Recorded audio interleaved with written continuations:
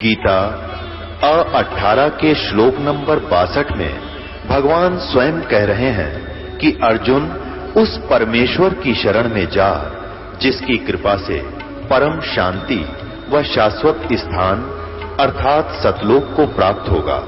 वो परमेश्वर कौन है, कहां है, कैसा है, जानने के लिए कृपया अवश्य सुनिए जगत गुरु तत्वदर्शी संत रामपाल जी महाराज के अमृत वचन। अब विष्णु के एक हृदय पढ़ो, इसमें ये मैं सुनाना चाहता था कि विष्णु जी कह रहे हैं कि या तो भाई अपन अपनी माँ दिखे है और या इसके मैं जब छोटा सा बालक था जब मैंने एक बार देखी थी फिर याद थोड़ी थोड़ी याद आ,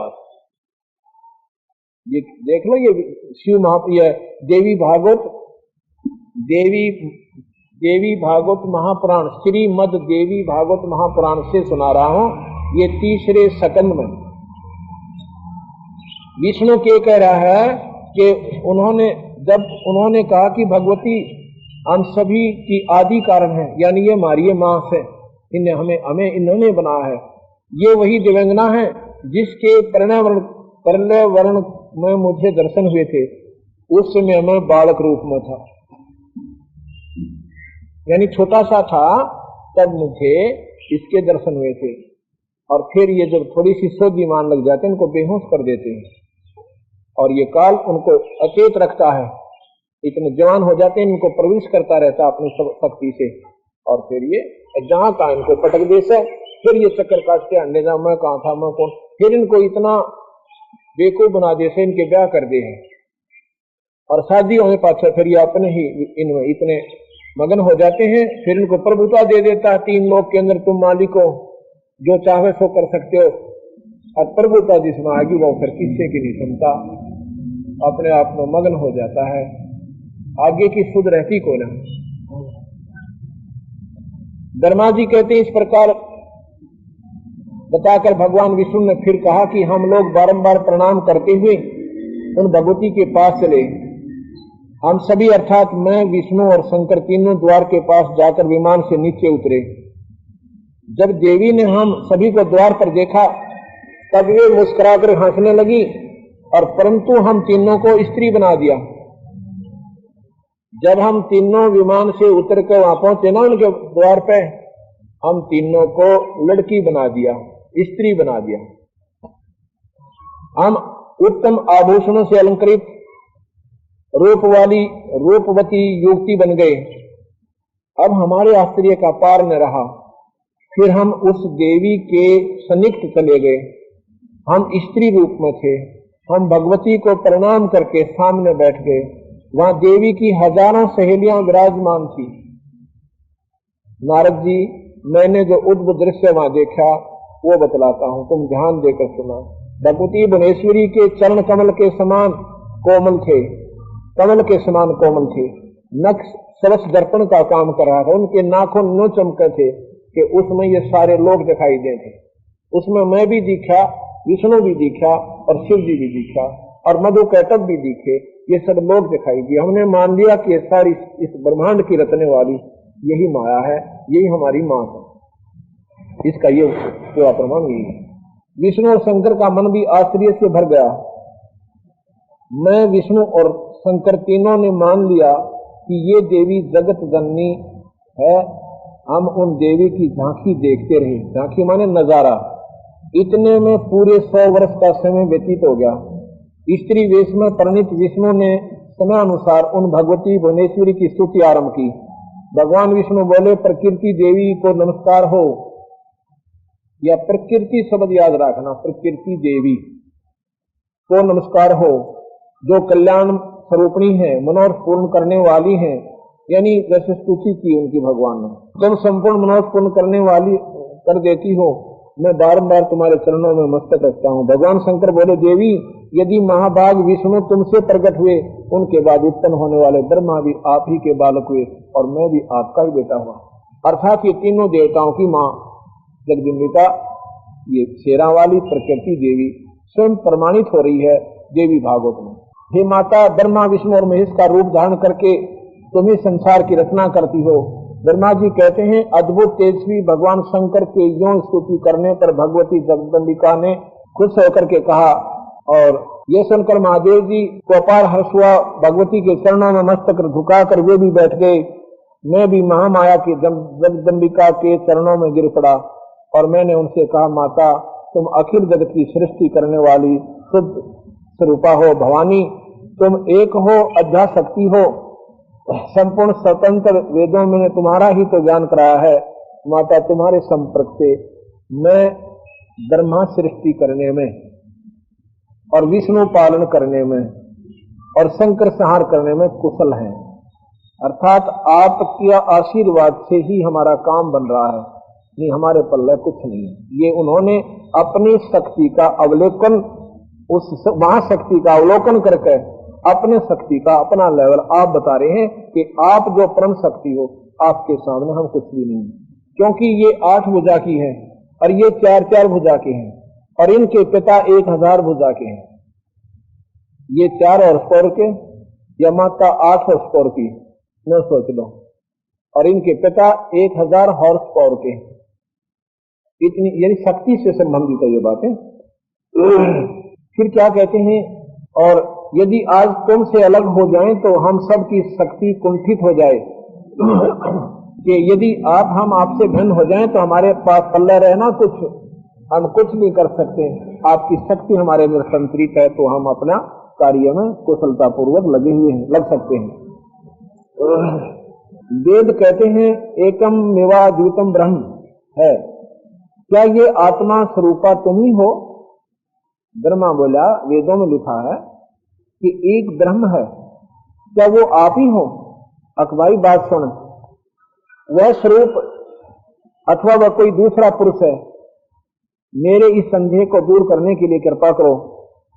किसी महापुरुष के प्रभाव से ही मुझे आपके चरणों की सेवा सुलभ हुई है। तुम स्त्री हो या पुरुष हो, यह रहस्य मुझे विशद रूप से कृपा करके बताने की कृपा करके बतलाओ।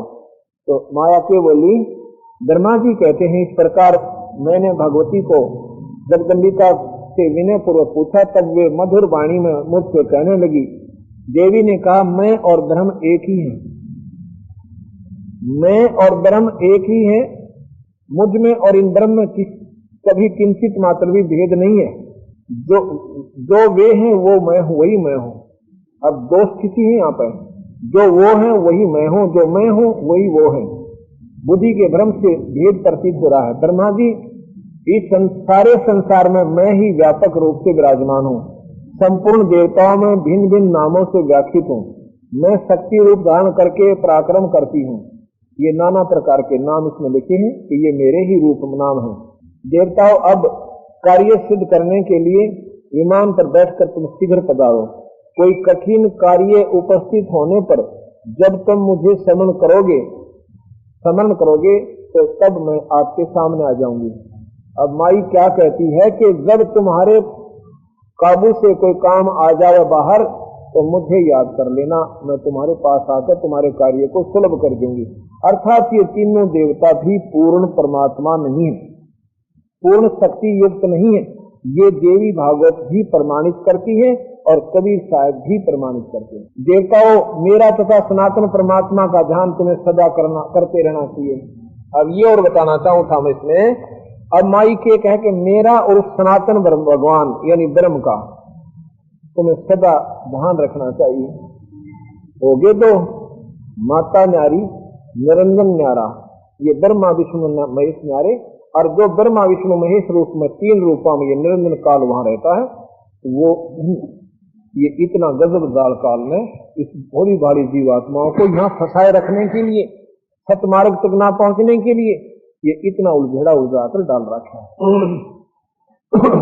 देवताओं, मेरा तथा सनातन परमात्मा का ध्यान तुम्हें सदा करते रहना चाहिए।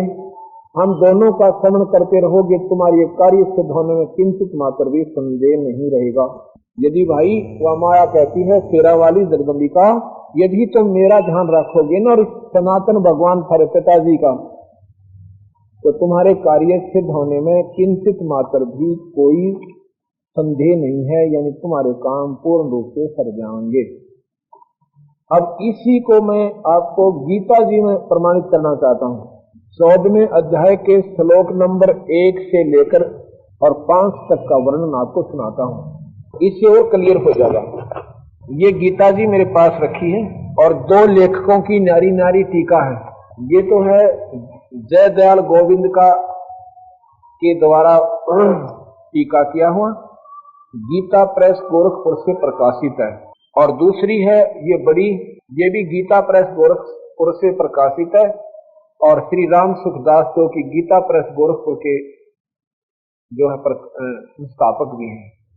बहुत विद्वान पुरुष हैं, बहुत वयोवृद्ध महात्मा हैं, इनके द्वारा टीका किया हुआ है। ऐसे नहीं कि वैसे हमने कई शास्त्रों को पढ़ा, सभी का टीका नारा नारा देखा, लेकिन सरलार सभी का एक है, इसमें कोई अंतर नहीं है। टीका बिल्कुल ठीक है इनका। इसमें लिखा है अध्याय नंबर 14 के श्लोक नंबर 1 में कहा कि हे अर्जुन, वह श्रेष्ठ अति उत्तम उस परम ज्ञान को फिर कहूंगा जिसको जानकर सब मुनिजन इस संसार से मुक्त होकर परम माने आगे की सिद्धि माने लक्ष्य को प्राप्त हो गए। कैसे? अध्याय नंबर 14 का श्लोक नंबर 1, संपूर्ण ज्ञानों में उत्तम और श्रेष्ठ ज्ञान को मैं फिर कहूंगा जिसको जानकर सब के सब मुनि लोग इस संसार से मुक्त होकर परम सिद्धि को प्राप्त हो गए। अब यहाँ क्या कहना चाहता है कि जिनको ये भेद बेरा पट गया कि यहाँ काल कुकर है और ये तीनों देवता कैसे हैं, वो इस ब्रह्मा विष्णु महेश की साधना को छोड़ देते हैं। आपने देखा ना कि साधक ब्रह्मा विष्णु महेश की साधना नहीं करते, वो केवल ब्रह्म उपासना करते हैं। उनको ये पता लग जाता है कि ये ब्रह्मा विष्णु महेश भी जन्म मरण में है, ये पार नहीं होंगे, और वो सिद्ध पुरुष पार होने के लिए उस निरंजन की साधना करते हैं, क्योंकि महास्वर्ग है उसका नाम, उसको ब्रह्मलोक भी कहते हैं। वहां जो पहुंच गए उनका कई कल्पों के बाद अंत होता है। मरते वो भी हैं, वो कई कल्पों के बाद मरते हैं, और ये कल्प में कई बार मर लेते हैं। जैसे हम पृथ्वी मंडल पर इस एक ब्रह्मा मरेगा इतने, हम तो असंख्यों बार बिना गिनती बार मर लेंगे, लेकिन वो वहां उनकी स्थिति अच्छी है देवताओं की, उनके जीव वर्ष बहुत लंबे चौड़े हैं।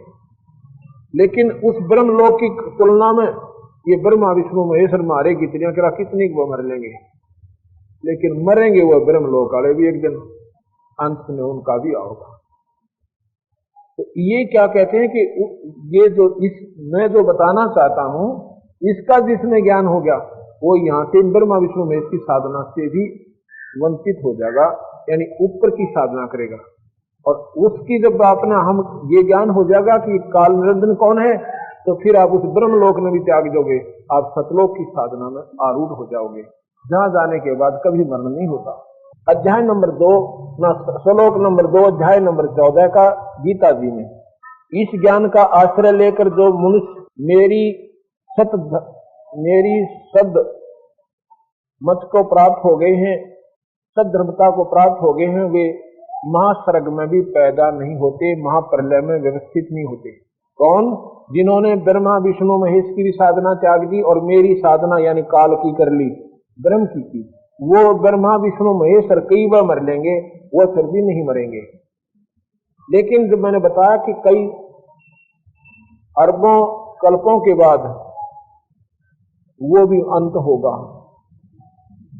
लेकिन यहाँ के जन्म मरण से, यहाँ की जो हमारी स्थिति से, तो देवता लोग अच्छे, देवताओं से वो महास्वर्ग यानी ब्रह्मलोक वाले अच्छे, लेकिन अच्छे वो भी कोई ना, वो भी मरने में आएंगे। अंत में अच्छे कौन है? सतलोक में जहां से हम आए थे, वहां अपना कभी मरण नहीं होगा, वहां हम सदा सुखी रहेंगे, कोई काम नहीं है वहां पर परम पिता परमात्मा सत्पुरुष की व्यवस्था है। सभी प्राणी वहां अपने ईश्वर के ध्यान में मगन रहते हैं और वहां अपना परिवार बनेगा, फिर वो मरण कभी नहीं होगा। और साधना बिल्कुल आसान है, एक नाम मिलता है और उस नाम का जाप करते रहिए और अपना परमात्मा का ध्यान रखिए परम पिता का और साथ में अपने बच्चों का पालन पोषण भी करते रहिए। अब आगे अध्याय नंबर 14 के श्लोक नंबर 3, 4 और 5 में ये ध्यान से सुनने का। अध्याय नंबर 3 में लिखा है कि हे अर्जुन, मेरी मूल प्रकृति यानी प्रधान प्रकृति, आपने शिव महापुराण में देवी भागवत में ये सुना होगा कि इसी को देवी कहते हैं, इसी को प्रकृति देवी कहते हैं, इसी को जगदम्बिका कहते हैं, इसको असंगी कहते हैं, इसी को प्रकृति देवी कहते हैं। यहाँ काल निरंजन गीता में स्वयं कृष्ण जी के शरीर में बढ़कर प्रवेश करके बोल रहा है। क्या कहता है कि हे अर्जुन, मेरी मूल प्रकृति तो उत्पत्ति स्थान है और मैं उसमें जीव रूप गर्भ का स्थापन करता हूँ। इससे संपूर्ण प्राणियों की उत्पत्ति होती है।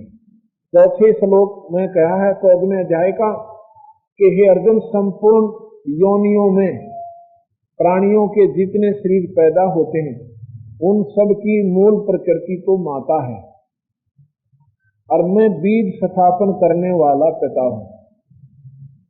ये गीता जी के तीसरे और चौथे श्लोक में 14वें अध्याय का ये मैंने आपको प्रमाण दिया।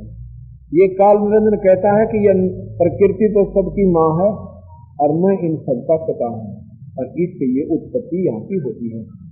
5वें श्लोक में 14वें अध्याय का लिखा है, हे माँ प्रभो ना हे माँ भाव यानी अर्जुन, प्रकृति से उत्पन्न होने वाले, प्रकृति शेरा वाली से पैदा होने वाले कौन? ब्रह्मा विष्णु महेश, सतगुण रजगुण और तम, ये तीनों गुण अविनाशी जीवात्मा को देही में बांधे रहते हैं, इस शरीर में उलझा कर रखते हैं, इनको फंसाए रखते हैं, इनको पार नहीं होने देते।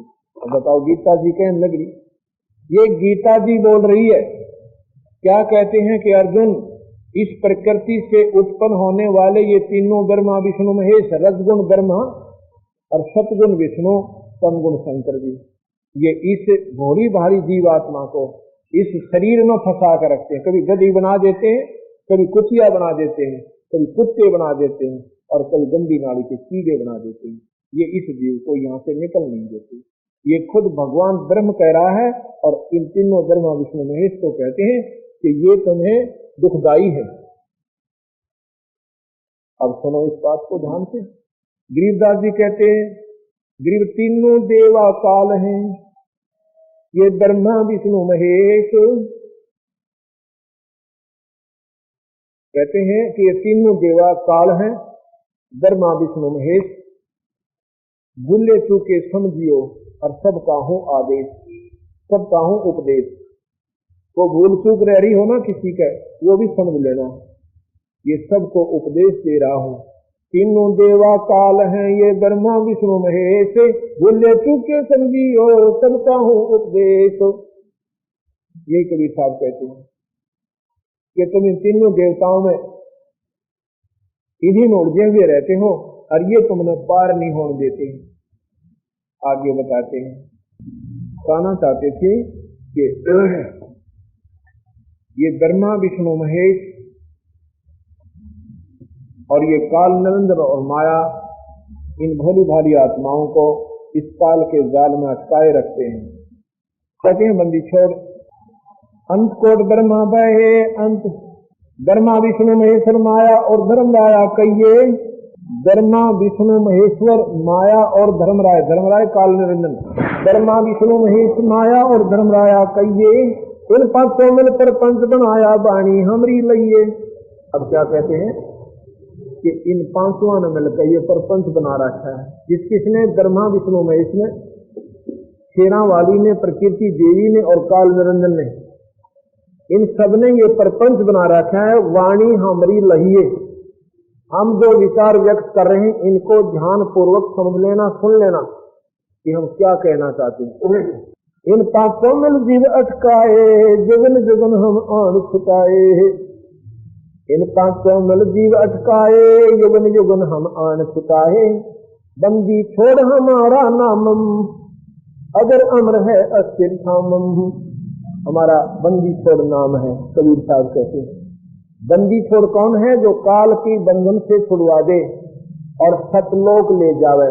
अमर करो सतलोक पठाऊं, ताते बंदी छोड़ कहाऊं। बंदी छोड़ की परिभाषा एक ही दोहे में बता दी। अमर करो इस काल के जाल पे छुटवा के। यहाँ अमर कोई नहीं है, ये स्वयं काल निरंजन अमर नहीं है, ब्रह्मा विष्णु महेश अमर नहीं है। अमर करो सतलोक पठाऊं, यानी उस लोक में ले जाऊं जहां आपका कभी मरण नहीं होगा। कहते बंदी छोड़ कहाऊं, इस काल के बंद से छुड़वा कर आपको सतलोक ले जाता हूं, इसलिए मैं बंदी छोड़ कहलाता हूं। बंदी छोड़ हमारा नामम, अगर अमर है अस्थिर छमम। अगर अमर अस्थिर, अगर जो कभी ना जले खत्म ना होए, अमर जो कभी नष्ट ना होए, अस्थिर सथिर माने पूरा सफाई कभी दगमग ना होए, वो सतलोक हमारा सथाम माने सथान है। अगर अमर है अस्थिर थामम, तो ध्यानपूर्वक सुनोगे जब बात बनेगी कि कबीर साहब ने सच्चाई का पूर्ण रूप से वर्णन किया है। और हम इनको, क्योंकि कबीर साहब को प्रथम तो हम कोई विद्वान पुरुष ही नहीं मानते थे हैं, और फिर इनको केवल एक संत की संज्ञा देकर हमने अपनी कलम तोड़ रखी थी। क्योंकि भगत थे, एक कवि थे, ये तो बस ऐसे ही गाने गुने गाते थे, लेकिन ये परमात्मा थे, ये अनंत कोटि ब्रह्मांड के मालिक थे। इनकी महिमा से परिचित नहीं हो पाने के कारण हम अपने आप में ही अपनी नादानी के कारण ब्रह्मा विष्णु महेश को तो हमने भगवान मान लिया, और परमात्मा को परमात्मा की संज्ञा में नहीं ले पाने के कारण हम फिर भरेंगे और फिर बचेंगे। और जिसका भयंकर परिणाम ये निकला कि हमने अपने लाल को भूलकर और कौड़ियों की जो है जोड़ी बर्बादी थी। तो क्या कहते हैं बंदी छोड़, माया आज निरंजन बाई, अपने जाए आप खाई। और ये आदि निरंजन, ये काल, ये माया है, इसने ही ये सारा जाल फैला रखा है। माया आज निरंजन बाई, अपने जाए आप खाई। ब्रह्मा विष्णु महेश्वर केला, ओहम सोहम का है खेला। शिखर सोन में धर्म अन्यायी, जिन शक्ति दायण महल पठाई। ये सुनो बंदी छोड़ की वाणी, ये गरीबदास कबीर साहब एक ही शक्ति है। जैसे रामचंद्र जी और श्री कृष्ण जी भगवान विष्णु के अवतार आए थे, ऐसे ही कबीर साहब और गरीबदास जी उस पूर्ण परमात्मा सतपुरुष के पूर्ण बदन के अवतार आए थे। उन्होंने एक जैसा ही ज्ञान दिया है। गरीबदास जी महाराज की वाणी बताती है, शिखर सुन में धर्म अन्यायी, जिन शक्ति दायण महल पठाई। शिखर सुन में, शिखर माने चोटी में, यानी बिल्कुल आखिर में 21वें ब्रह्मांड के अंतिम लोक में ये काल निरंजन रहता है। उसने इस अपनी पत्नी शक्ति दायन बताई इसको यहाँ पर, क्योंकि ये मजबूर है बेचारी, इसकी ड्यूटी ऐसी दे रखी है। ब्रह्मा विष्णु महेश के माध्यम से ये सारा काम करवा रही है। ब्रह्मा शरीर बनाता है, विष्णु पालता, सिर भी मार देता है, और इनके पिता निरंजन 1 लाख जीवों को रोज खाते हैं। 1 लाख जीवों का रोज आहार करते हैं वो। यहाँ आप देखते हो कोई एक्सीडेंट में, जैसे गुजरात के अंदर के जुल्म हो गया, वो बहन और भाई अपने बच्चों को छाती से लगाए हुए अपने आनंद मंगन से बैठे हुए थे। 1 मिनट के बाद अनरस हो गया, हजारों व्यक्तियों की जान गई, उनके परिवार गए, उनकी ज्यादा संपत्ति की जिन पर वो आश्रित हुए बैठे थे। ये काल ऐसे झटके देता है। अब पीछे दिया था इसमें उड़ीसा के अंदर हजारों बहन भाई वहां समाप्त हो गई। कभी दूसरे देशों में, कभी किसी कारण से, एक्सीडेंट से, नेचुरल डेथ से, बीमारी से 1 लाख जीवों की, मनुष्य शरीरधारियों की अपनी पूरा कोटा एक शाम को कर लेता है। और इनको फिर इन निरंजन के लोक में तपस्शिला है। शिला माने पत्थर, अपने आप गर्म रहती है वो, और उसके ऊपर भून कर उसमें से वासना निकालकर उन जीवों के जो उनसे मल निकलता है उसको ये खाता है। जीव मरता नहीं, कई भाई भ्रम डाल में पड़ जाते हैं कि जीव तो अमर है, फिर ये शरीर यहाँ रह जाता है, खाता क्या है? ये शरीर खोखा है, ये स्थूल शरीर है, मिट्टी से बना हुआ 5 तत्वों से। इसके अंदर सूक्ष्म शरीर और है, एक कारण शरीर और है। उस कारण शरीर के अंदर महाकारण कवल्य, उससे वो जीवात्मा है। इसके ऊपर इतने आवरण चढ़ा रखे, ये ऊपर खोखा चढ़ा हुआ, जैसे बादाम की गिरी जो न्यारी होती है, ऊपर कवर न्यारा होता है, उस कवर से वो गिरी बनती है। इस कवर से ये खट्टे मीठे शराब, सुल्फा, बीड़ी, तमाकू, गंदे व्यसन, गंदी नजरें, गंदे गाने, ये जितने भी आनंद लेता है ये मन, ये सारा इस शरीर के अंदर समावेश कर जाता है। इस सूक्ष्म शरीर के माध्यम से, इस शरीर के माध्यम से, स्थूल शरीर के माध्यम से सूक्ष्म शरीर में समावेश कर जाता है। सूक्ष्म शरीर के ऊपर का उसका लेपन बन जाता है, और वो लेपन इतने गर्म करने से उतरता है कि ये जीव जब मूर्छित हो जाता है, सूक्ष्म शरीर में ये मूर्छित बड़ी मुश्किल से होता है। जब उस तपस खिला पे 1 लाख जीवों को डाल देता है सूक्ष्म शरीर में, और फिर ये तड़प कर गर्म होकर उसमें से जो 80-90 वर्ष जो हम जितने भी व्यसन, नमकीन, चटपटे, मीठे, खट्टे खाते हैं, बीड़ी, शराब, मांस, तमाकू जो भी प्रयोग करते हैं, उनका एक तत्व उसके ऊपर जमा होता है, फिर वो धीरे धीरे छोड़ देते हैं। 1 लाख में से जो फिर और सूक्ष्म शरीर का और ज्यादा आनंदित होता है। जैसे पहले गन्ने का रस होता है, वो भी मीठा होता है, फिर उससे क्या बनती है? बूरा बनती है, यानी शुगर बनती है। शुगर उससे भी बढ़िया मीठी होती है। शुगर से फिर आगे कंद बनाया जाता है, वो उससे भी अच्छा मीठा बन जाता है। ऐसे ही और सूक्ष्म हो जाता है तो और आनंदित होता है। तो उस 1 लाख जीवों को ये काल निरंजन बोल के और खाता है। और यहाँ पर हम अपना बेटा और बेटी समझते हैं, अपने बहन और भाई समझते हैं, और टक्कर मार मार करो कि हमारा भाई मर गया, हमारी बहन मर गई, और बाकी सबर कर लेते। तो कबीर साहब कहते हैं, ना जानो अब ये सोचो तो कभी ये ऐसा क्यों हो रहा है? जिसको भगवान कहे वही खा रहा है।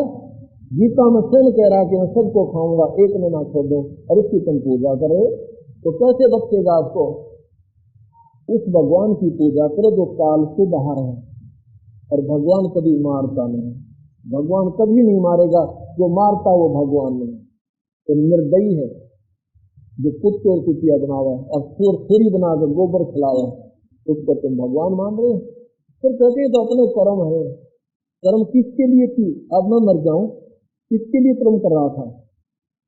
ये करवाए जा रहे थे बाई फोर्स। तो भाई ये सब काल निरंजन मचा रहा है। कबीर साहब की शरण में आने के बाद ये निष्क्रिय हो जाता है, ये फिर असर नहीं करता उस हंस के ऊपर, इसके ऊपर कोई असर नहीं रहता उसका। इसमें इसके लिखे हुए गंदे लेखों को भी कबीर साहब काट देता है, इनके गंदे कर्मों को काट देता है। ऊपर फोड़न हो जाओ तुम लोगों के, कैसे कह रहे हैं भगवान को?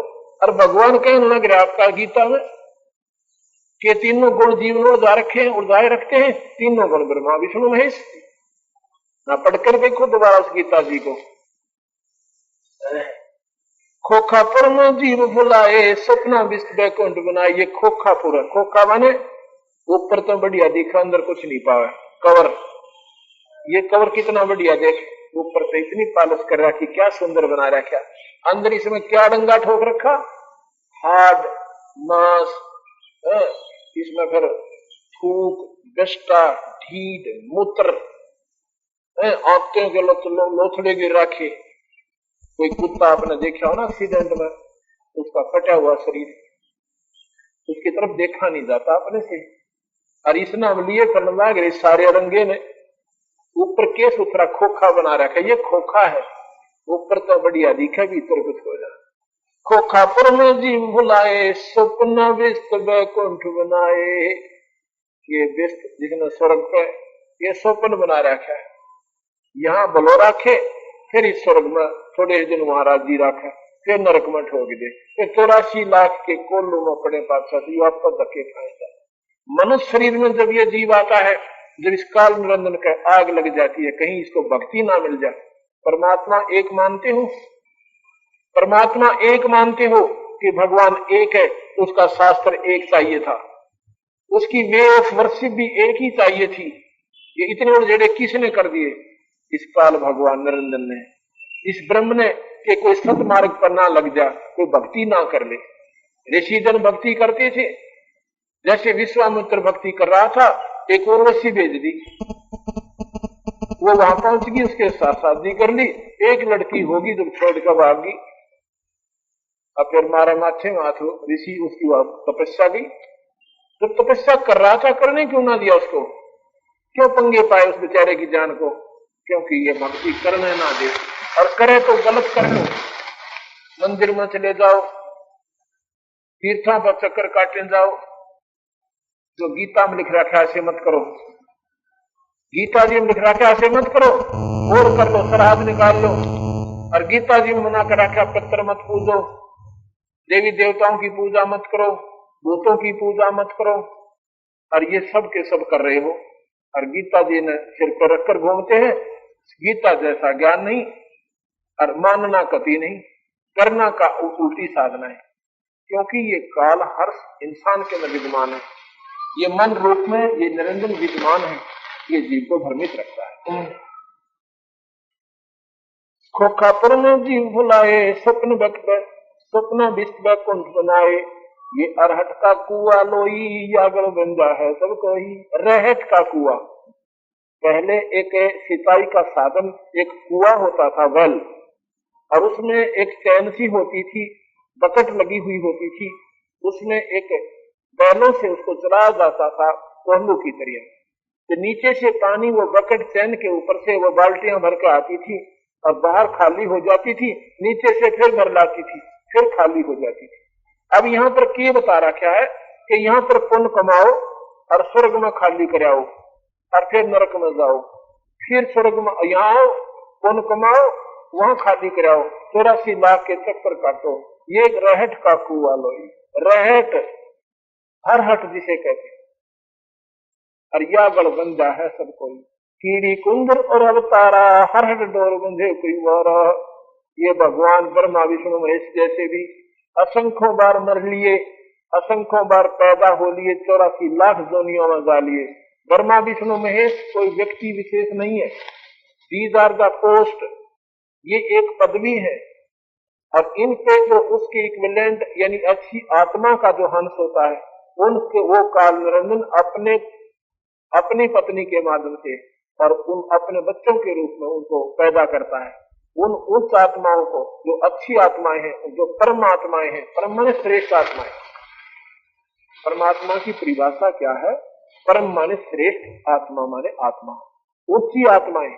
ब्रह्मा विष्णु महेश इस तीन लोक में सबसे उत्तम आत्माएं हैं, इसलिए इनको इस पोस्ट पर नियुक्त किया।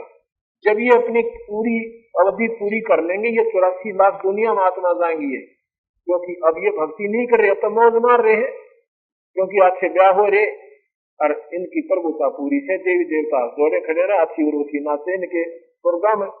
ये भक्ति नहीं करते, और करते हैं तो कालता है कि एक बार 84 के चक्कर में जाएंगे और फिर ये आओगे उबर कर, फिर इनका नंबर कहीं आएगा, तो दूसरी बात है। ऐसे ही फिर जो उच्च आत्मा है उनका नंबर आ जाएगा। ये पोस्ट है, ब्रह्मा विष्णु महेश, ये शंकर, ये पोस्ट है अपनी जैसे कोई मिनिस्टर बन जा, कोई डिफेंस मिनिस्टर बन जा, ऐसे।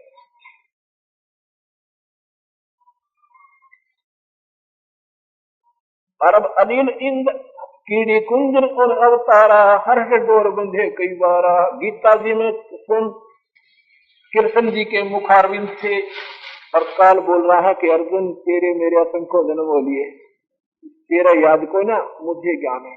अर्थात भगवान भी जन्म मरण में रहा है। शेष महेश गणेश्वर ताही, हर हट डोर बंधे सब आही। ये शेष महेश और गणेश ये सारे जन्म मरण में है, और ये जो है ऐसे चलते रहते हैं। शुक्राधिक ब्रह्माधिक देवा, हर डोर बंधे सब खेवा। कोटे करता फिरता देखा, हर डोर कहूं सुन देखा। चतुर्भुजी भगवान कहाँ में, हर डोर बंधे सब आवे। ये चतुर्भुजी भगवान कहावे, हर हट डोर बंधे सब आवे।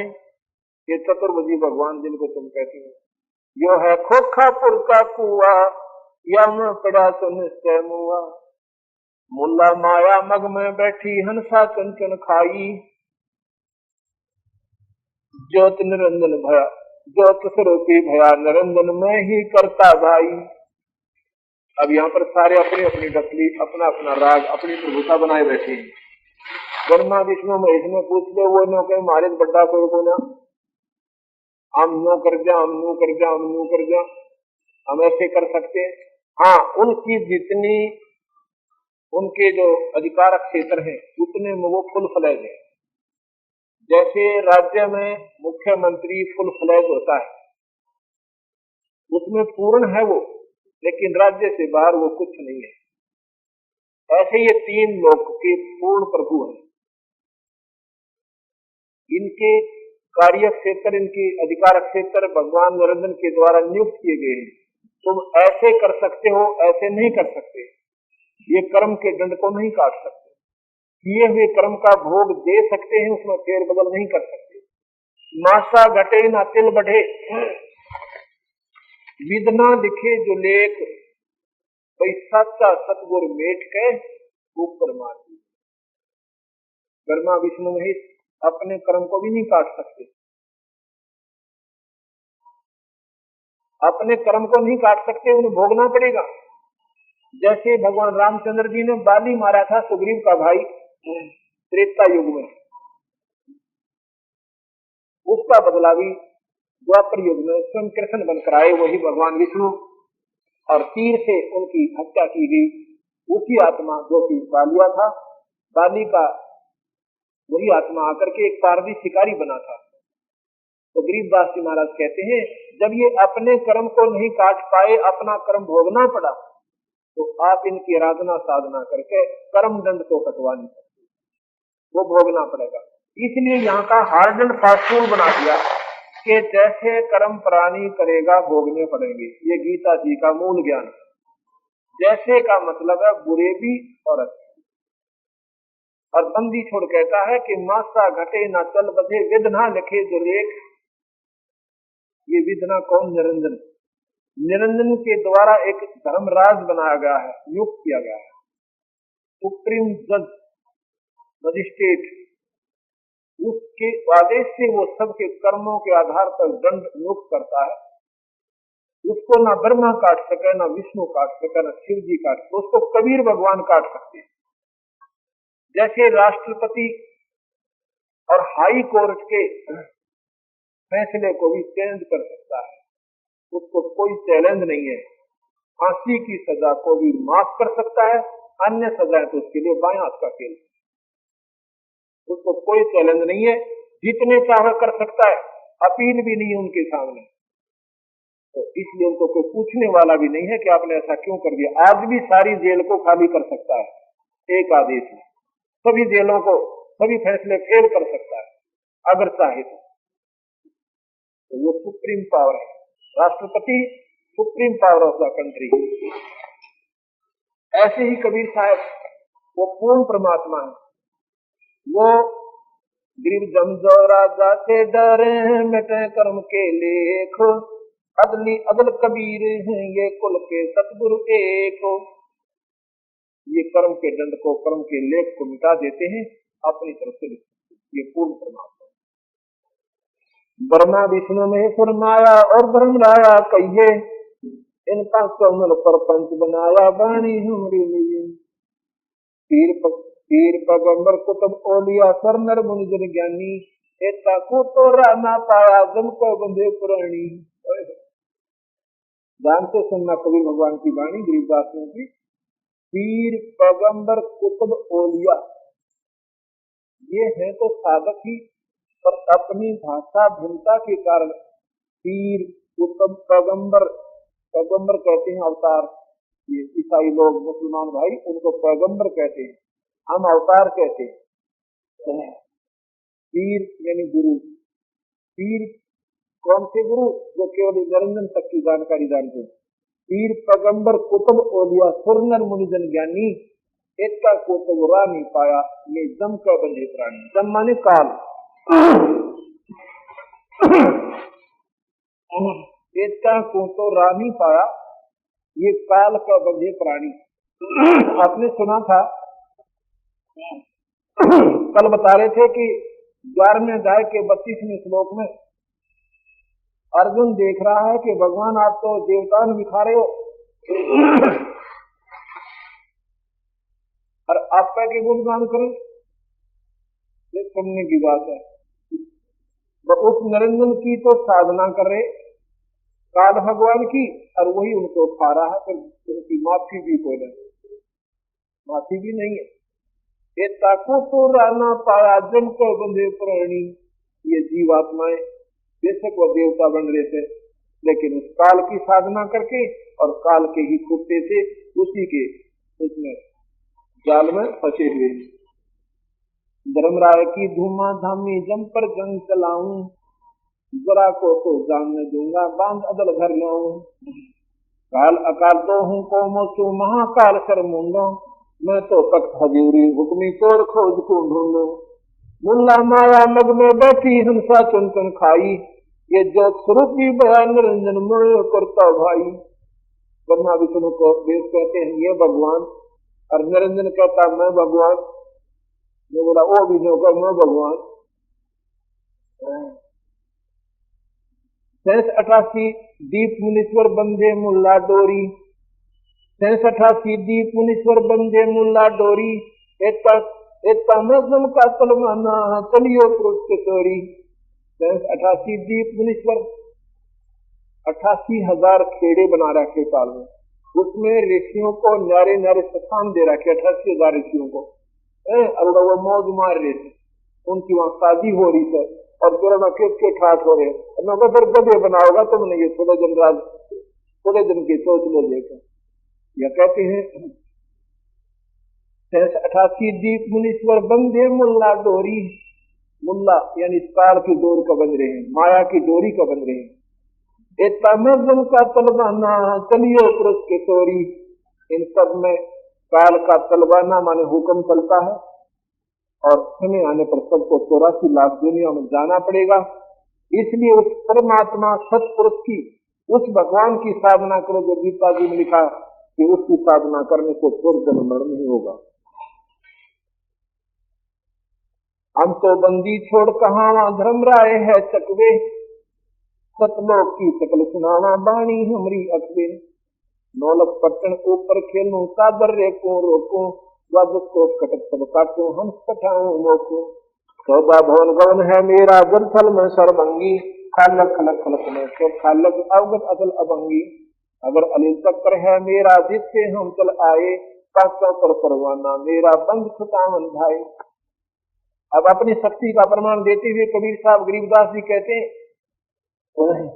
अगर अलील चक्र है मेरा जिससे हम चल आए, हम उस सतलोक से चल कर आए हैं जहां पर ये ब्रह्मा विष्णु में निरंजन से नहीं जा सकते।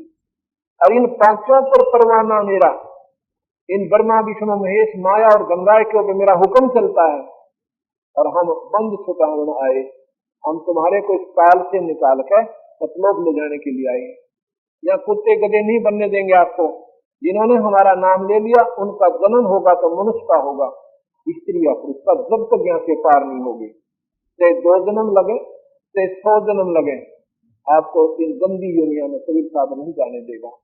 अब यहाँ देखो किसी न किसी अंश के लिए खेल हो रहा है, इसमें जरूर 10, 20, 50 आत्मा जुड़ेंगी जो उस ईश्वर कबीर भगवान की होंगी, अन्य नहीं आएंगी। यहाँ पर हीरो हीरोइन आ जाते, या कोई अन्य ये रामायण महाभारत गीता की कथा करनी संत आ जाएंगे, दुनिया इकट्ठी हो जाती।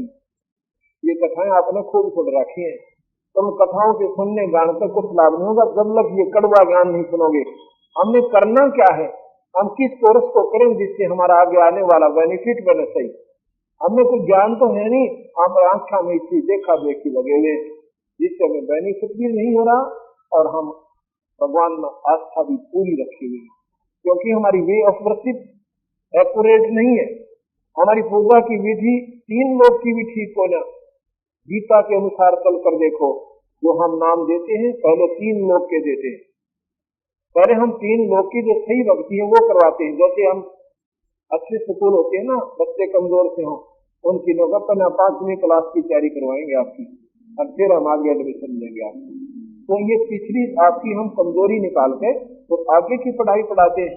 अगर आपने ये 3 लोग की भक्ति सही कर रखी होती तो हम सीधा नाम आपको सतलोक का दे देते, मिनटों में बात समझ जाती। हम पहले यहाँ की सुचारू भक्ति कराते हैं, तो इन शास्त्रों में लिखी हुई है, जिस नाम मंत्र से पार्वती की मुक्ति हुई वो मंत्र देंगे हम आपको, जो भगवान शिव ने पार्वती को दिया था। वो चौथी मुक्ति युक्त होगी, यानी उन्होंने बीए कर ली, और बीए के बाद फिर हम वो कोर्स करवाएंगे, उस कोर्स में आपको नौकरी निश्चित होगी। हमारा जो मार्ग है इसमें मुक्ति निश्चित है, इसमें मुक्ति पक्की है, इसमें 2 राय नहीं है। जैसे कि स्कूल बताए, मिलिट्री स्कूल है कि उनमें जिस जो बच्चा अपने पूरी पढ़ाई करता हुआ निकल गया उसको नौकरी पक्का है। तो हमारी इस भक्ति में कबीर साथ में मुक्ति निश्चित है, अगर हमारी मर्यादा में चलकर और ये करते रहेंगे। एक समय की बात है, अगर अली चक्र है मेरा जिससे हम चल आए, 5 पर परवाना मेरा बंद सुतावन भाई, जहाँ ओंकार निरंजन नाही, ब्रह्मा विष्णु वेद न जाही, जहाँ करता नहीं जान भगवाना, काया माया नहीं पंडित प्राणा, 5 सत्य न गुण नाही, जौराकार दीप ना जाही, अमर करो सतलोक पठाओ, ताको बंदी छोड़ पाओ। अब क्या कहते हैं बंदी छोड़, कि हम जहाँ पर हम ले जाएंगे वहां पर कोई न्यारी स्थिति नहीं है, वहां पर सभी हंस एक लेवल के होंगे, उनमें ऊंच नीच नहीं। ऊंच नीच जहाँ पर है वहां राग द्वेष है, वहां पर मान बढ़ाई है, वहां पर एक स्थिति में होंगे आप सब, वहां पर कोई मान बढ़ाई नहीं होगी। अब मैं एक को तो उठाकर यहाँ बैठा दूं कुर्सी पर और बाकी नीचे बैठे, तो आप में जेलियसी पैदा होगी कि ये भाई न्यारा क्यों बैठा दिया। एक लेवल पर बैठे हो, एक ही लाइन में खाना खा रहे हो, तो आप बिल्कुल शांत रहोगे। अशांति नहीं हो सकती, या तो राजा आवे चाहे गवर्नर आ जाओ, उसने यही बैठना होगा अगर सत्संग सुनना हो तो फिर द्वेष नहीं बनता। ऐसे हम सतलोक में जाएंगे, वहां एक लेवल में होंगे, ऊंच नीच नहीं है। अभी स्वर्ग में तो बिरानमाटी हो रही जीव की, एक बड़ा देवता एक उससे छोटा देवता, वो उसके गेला घेरता था नहीं, वो उसके गेला घेरता, वो उसकी पत्नी में बोली नजर तो देख रहा, वो उसकी देख रहा। और प्रमाण मिल रहा है कि गौतम ऋषि की पत्नी के पास खुद चंद्र देवता चंद्रमा देवता गए और ऐसा जुल्म किया उसने। जब वहां पर भी ऐसे जुल्म हो रहे हैं तो यहाँ कौन से ये काहे के सुख आप ले रहे हो, जैसी व्यक्ति आपकी है ऐसी उनकी है, तो उसमें कोई अंतर नहीं हुआ। उनकी भक्ति सुचारू नहीं बनी, मान बढ़ाई वो साधना कर गए और वहां पर उन्हीं जुल्मों के अंदर उन्हीं विकारों में ग्रस्त हैं और फिर 16 लाख को भोगते रहे। तो हम जो मार्गदर्शन आपको कर रहे हैं उस पूर्ण परमात्मा सत्पुरुषता कर रहे हैं। इसमें सबसे पहले हमारे गुरु होने चाहिए। गुरु के बिना कोई भी साधना आपकी सफल नहीं होती। कोई भी भक्ति करो चाहे आप ब्रह्मा विष्णु महेश की कीजिए, लेकिन गुरु अवश्य बनाना पड़ेगा। केवल मंदिर में घंटी बजाने से और मूर्ति पर पानी डालने से आपकी कभी मुक्ति नहीं होगी। न मूर्ति में भगवान, न मंदिर में ईश्वर। ईश्वर अगर मिलेगा तो संता दो रखा होगा। संत जिसने कमाई कर रखी है और जिसका कनेक्शन उस संत का उस ईश्वर से हो चुका है, जो योग युक्त हो चुका है, उससे फिर आप कनेक्शन लोगे, उनसे नाम लोगे आपके घर में उस ईश्वरीय शक्ति का, जिस लाइन से उस संत की कनेक्शन है, वो शक्ति आपके घर पर जितना वो लाभ दे सकती है आपको दी। इसलिए गुरु ढूंढना आपने प्रथम चाहिए। और गुरु कौन होगा? केवल नाम आसरा देगा गुरु होगा तो। और भाई ये माता मसानी पनागल सुराग फलाना बकरा ये तुम पहले पूज ही रहे थे, अगर ऐसे कोई बताता है तो वो संत नहीं होगा। कलयुग केवल नाम आधारा, सुमर सुमर नर उतरो तारा। कलयुग में जीवन थोड़ा है, कर ले बेग संभार, योग साधना बड़े नहीं गिरा, केवल नाम आधार। एक नाम से मुक्ति होगी। गुरु ने कब, गुरु ने किस चीज की जाप किया था? नाम का जाप किया था। प्रहलाद ने काहे का किया था? नाम का जाप किया था। और बहुत जल्दी प्राप्ति होती है नाम से। ये सभी आपके काम भी करते हैं इस भगवान के नाम। अब मैं आपको कबीर भगवान की शक्ति का छोटा सा प्रमाण बताता हूं। भक्त राजेंद्र दौलतपुर खेड़ी हरियाणा से, इनकी लड़की जो है, राजेंद्र है क्या, आ जाए एक बार दिन। इनकी लड़की ये कुमारी मंजू, इसको 11 वर्ष से तकलीफ थी, ये बीमार रहती थी। इन्होंने सब जगह इनको दिखाया था लेकिन कोई राहत नहीं मिली। आइए देखिए, मंजू भी है ना, आजा पुत्री, ये लड़की है। इसको 11 वर्ष से मिर्गी की तरह दौरे बन जाते थे और साइकिल पर स्कूल में जाती थी तो ऐसे साइकिल पर जाम हो जाती थी और नीचे गिर जाती थी, घंटों में होश में आती थी। इस लड़की को इनके पिता ने और सभी घर वालों ने नाना जहां भी किसी ने संत बताए वहां ले गए और साथ में डॉक्टरों का इलाज करवाया पर कोई राहत नहीं मिली।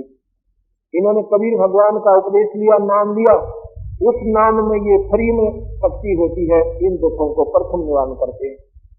और फिर वो ये आस्था बन गई इस परिवार की, इस दुख के निवारण होने से हरि भक्ति होगी, ये असली रोग कटेगा, वो जन्म मरण की बीमारी।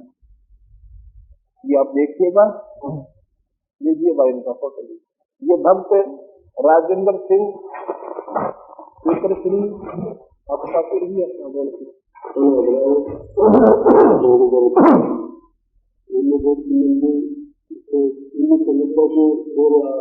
दौरे आया करते थे। इसको बाद बोल